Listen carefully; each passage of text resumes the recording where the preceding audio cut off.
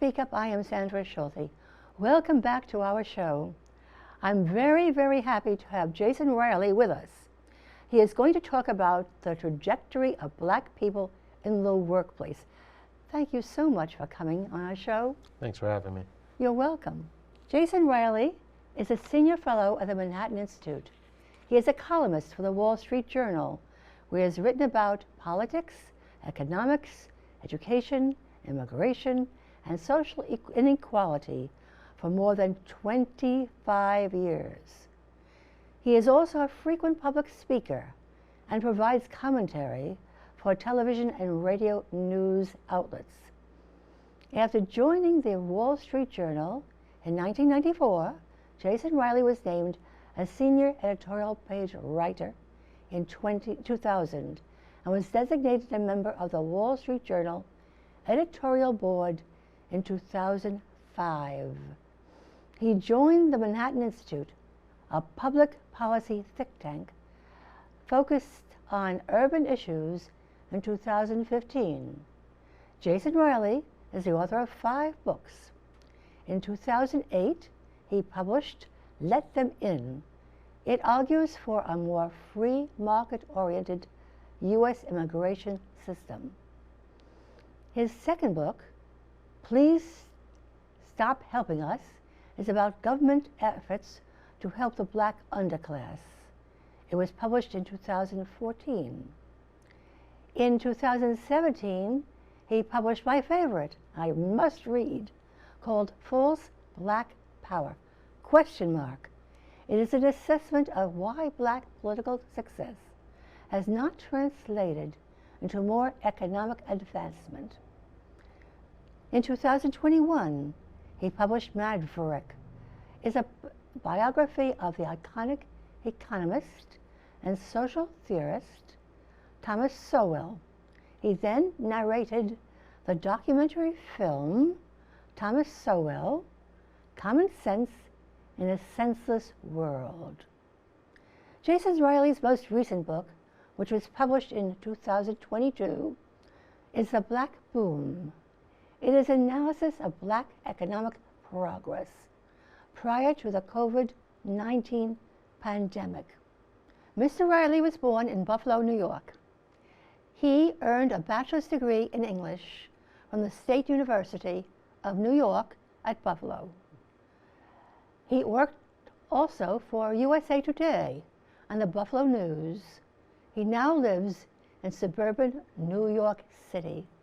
Welcome to our show, Mr. Riley. Thank you for having me. You're welcome. Would you please talk about the trajectory of Blacks in the workplace? The trajectory has been pretty steady for some time. The variance has been in the speed, how fast things are progressing.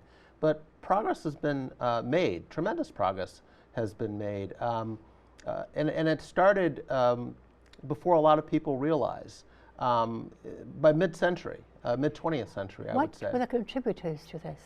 Well, tight labor markets, particularly after World War II, is when you saw tremendous advancement for Blacks in the workplace.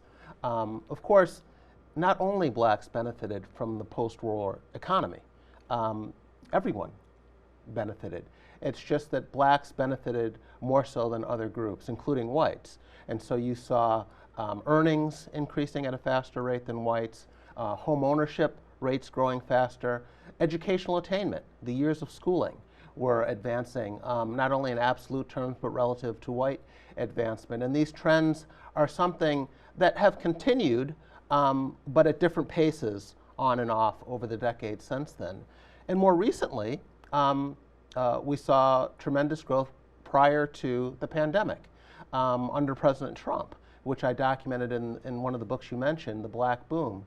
And post-COVID, we're seeing it once again under President Biden. So we've had 2 consecutive presidencies where, for instance, the Black unemployment rate has reached a record low.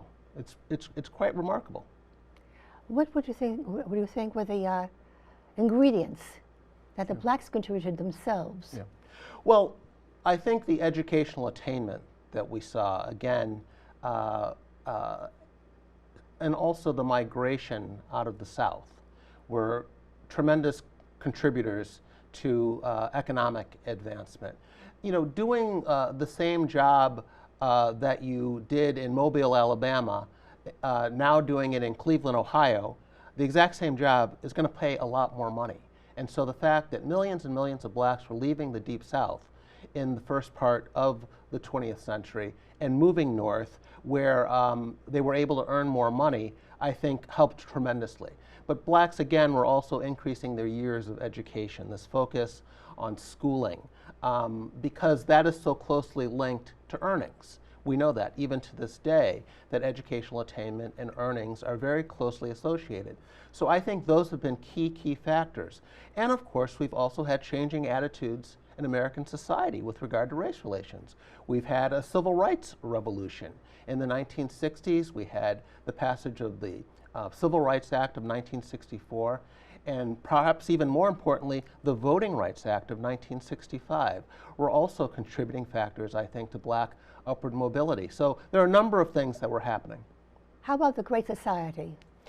Well, there I think you're talking about programs that perhaps are getting more credit than they deserve. And there is an argument out there that some make that the expansion of the welfare state has been key to black upward mobility. But I'd argue, and I think you could show this empirically, that blacks were progressing at a faster rate, a significantly faster rate, prior to the Great Society, prior to affirmative action policies that were implemented in the 1970s than they were after those policies were implemented. So for example, in the 1960s alone, black household incomes doubled. They went up for whites as well during that decade, but they went up more for blacks, at a faster rate for blacks.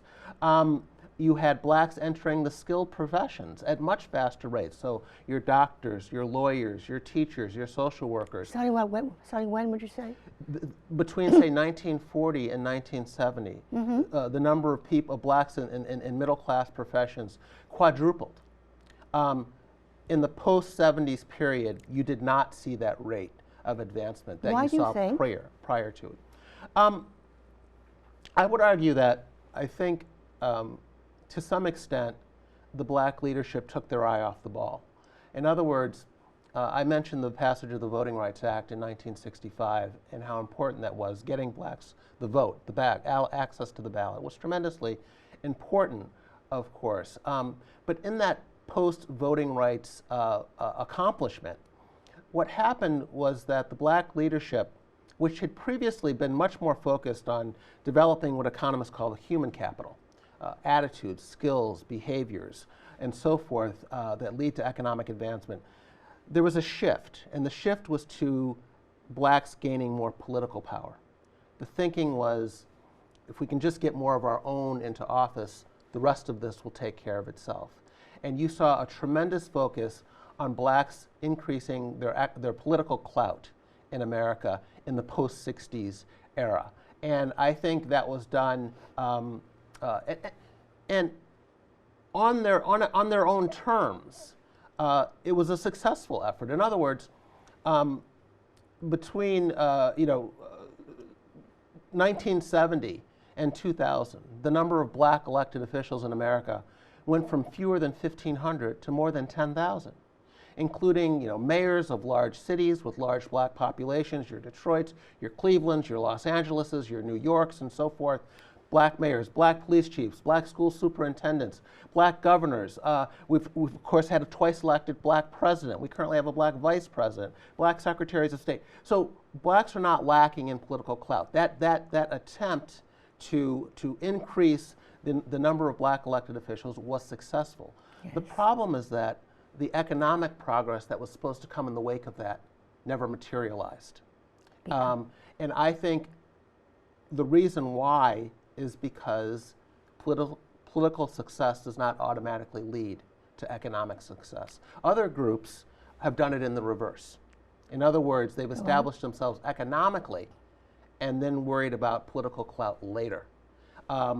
There are groups that have done it the way blacks have done it. The Irish come to mind as one example.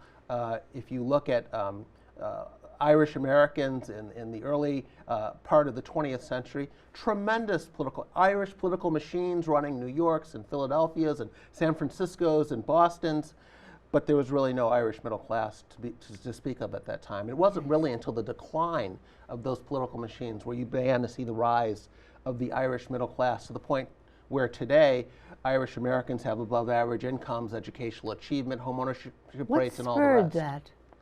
What's that? What spurred that transition from becoming part of the political machine to becoming more? Well, I think the point is that you can take different routes. A group can take different routes to upward mobility. Some are just more efficient than others. And the Irish took a very a route that isn't particularly efficient in terms of upward mobility, and it seems that blacks have been replicating that by and large, particularly since the 1960s and the passage of the Voting Rights Act. So you can get there that way. It's just probably going to take you much longer to do so if history is any indication. To give you another example, the group today, the racial ethnic minority group today that is doing the best in America socioeconomically and has been for decades are Asian Americans. Yes. In terms of income, in terms of educational achievement. I mean, Asians are hitting it out of the park. How much political clout do Asians really have in America? But they study very hard. They study hard. They work on that human capital. Yes. And that's what they bring to the table, and you see the results. But the idea that you need political clout in order to advance economically, the Asians are another example of that not necessarily being the case. And they open little businesses. They open businesses, yes. Economic advancement has meant more, yes. Mm-hmm. Yes. How about advancement during the time of President Obama? Well, I think it was slower. Now, there are a couple things you have to qualify that statement. One is that President Obama inherited an extremely deep recession from his predecessor, George W. Bush. And you have to keep that in mind, what he faced when he first came into office. But he's not the first president to inherit a slow economy. And typically in America, the deeper the recession, the faster the growth coming out of the recession. And we saw another example of that with COVID, where you had this deep COVID-induced recession, and then you saw rocketing growth coming out of it. That continues today. So the difference under Obama is that we did not see that catapult out of the Great Recession that we'd seen in previous downturns. And I think part of the reason is that his focus was on expanding the welfare state. Talk about that. Yeah. Well,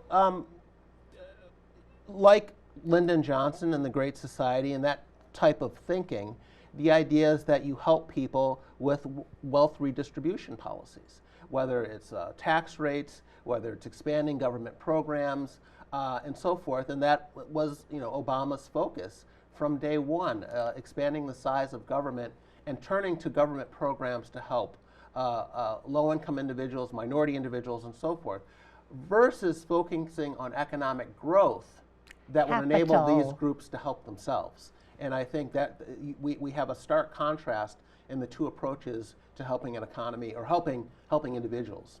To me, it seems that if you have people depending upon an exterior source for goodies, yeah, that slows them down. Yeah, we're rational people.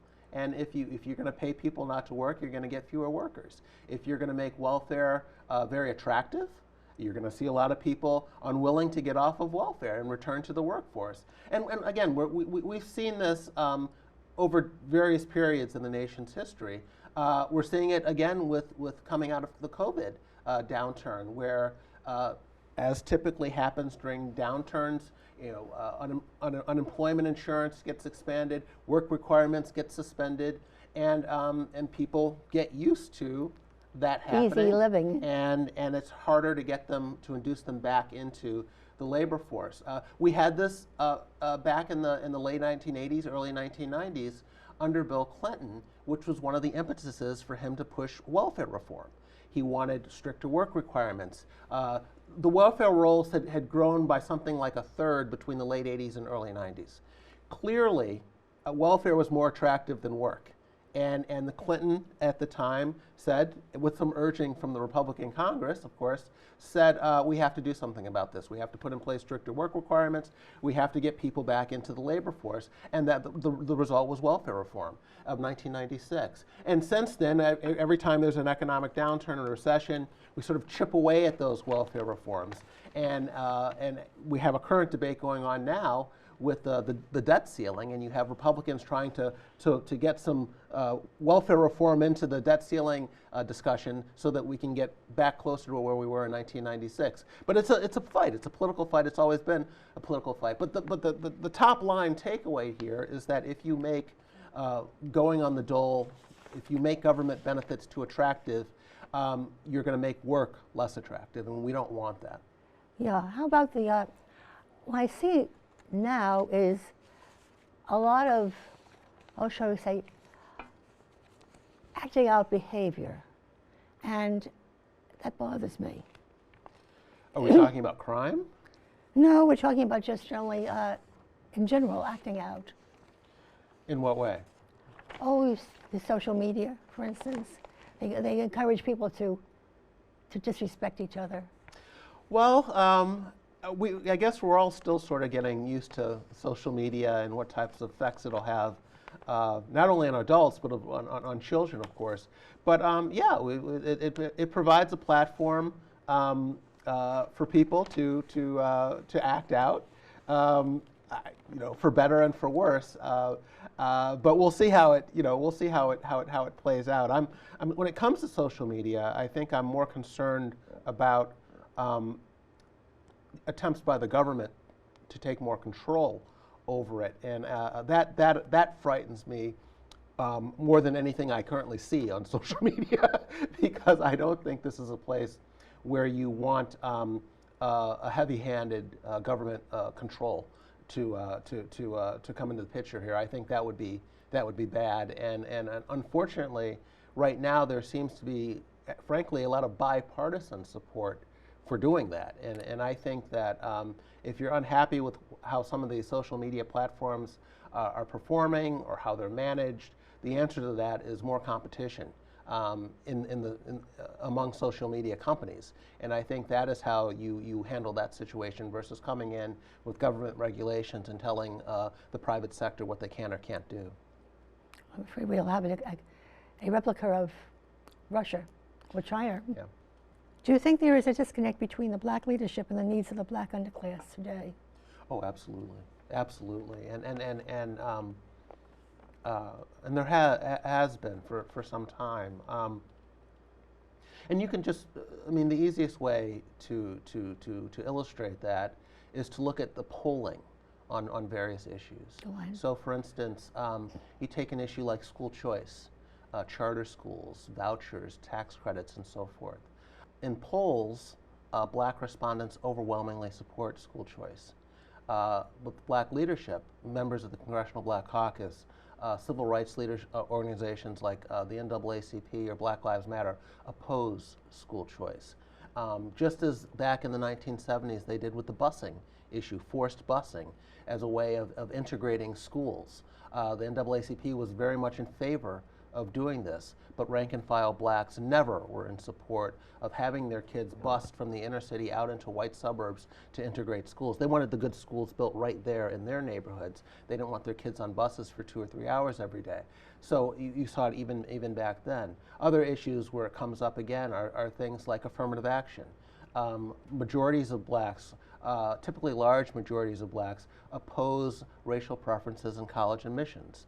And NAACP and the black leadership support racial preferences and affirmative action. Voter ID laws are another issue. Support for voter ID laws in this country is wide and deep. Majorities of blacks, whites, Asians, Democrats, Republicans, liberals, conservatives, all support voter IDs.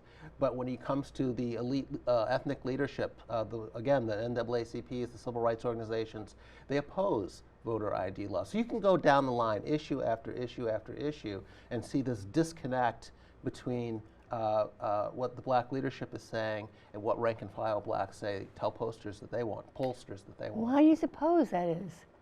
Well, it's because I think intellectuals, as the economist Thomas Sowell has written, have their own agenda, and they need to be understood as a special interest group with their own agenda. And unfortunately, the media often allows these folks to speak on behalf of, to use the dated term, the masses, when they don't really represent the masses.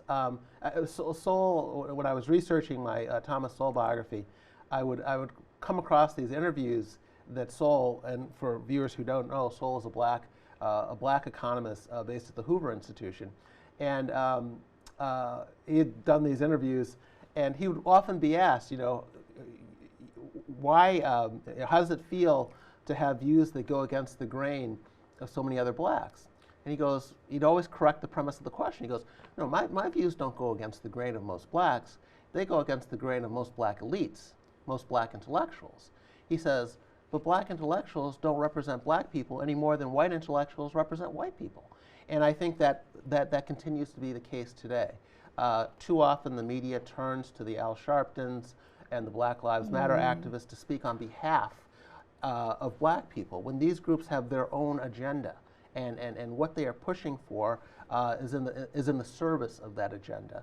So basically, they're controlling the narrative of blacks. Yes, they're very much controlling a narrative, and oftentimes it's a false narrative. I'll give you one of the more recent and more tragic examples of this is this whole defund the police movement that is being pushed by the Black Lives Matter activists. Please poll after poll after poll has shown that blacks want more policing in their neighborhood because they tend to be the victims of the crimes. And they've long wanted crime control in black communities. You can find polls going back to the 60s and 70s, black newspapers in Harlem, on the south side of Chicago, in Washington, D.C., editorial after editorial calling for more policing and better policing. And poll after poll, that continues to be the case today. And yet you have these black activists out there calling for defunding of police departments at total odds with where the black population is.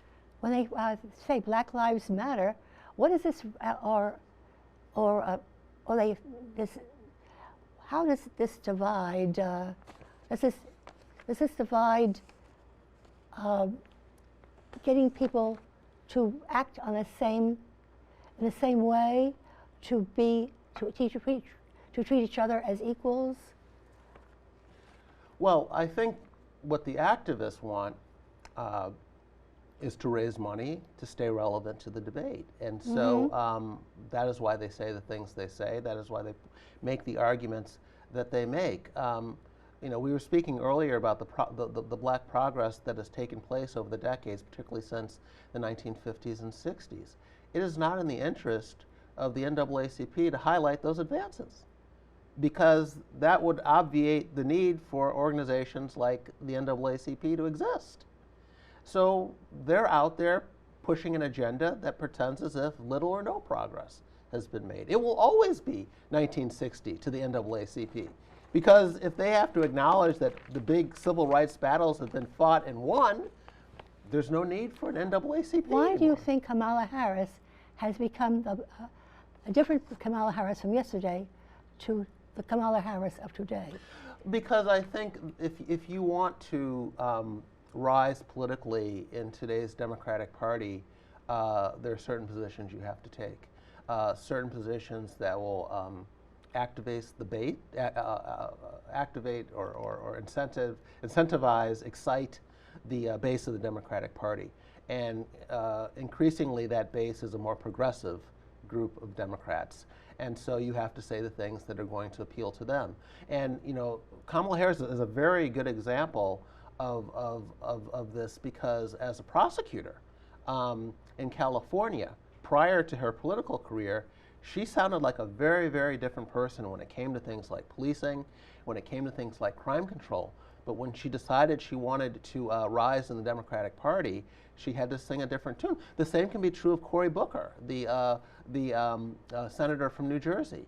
When Cory Booker was mayor of Newark, New Jersey, he sounded very, very different when it came to policing and other issues. But when he wanted to become a politician and rise in the Democratic Party, he had to sing a different tune. And so I think they are under pressure to take certain stances, yes. What would you like our audience to take away with them? Well, when it comes to helping the black underclass advance, I think the takeaway should be that a strong economy, tight labor markets, do more for underprivileged groups, underrepresented groups, than so-called woke policies like equity and affirmative action and getting rid of standardized tests and all these other things, and getting rid of policing and emptying out jails or making it harder to lock up people who are violent criminals. None of that helps blacks as much as tight labor markets. I think that was the example under Trump. That has been the example under Biden. And if you go back even further, that was the example in the 90s under Clinton. That was the example in the 80s. When we've had a strong economy, that is when we've seen the fastest rise among blacks. I want to thank you so much for coming on our show. Thank you. This is Speak Up. I am Sandra Schulte. Have a wonderful, wonderful rest of the day. Goodbye.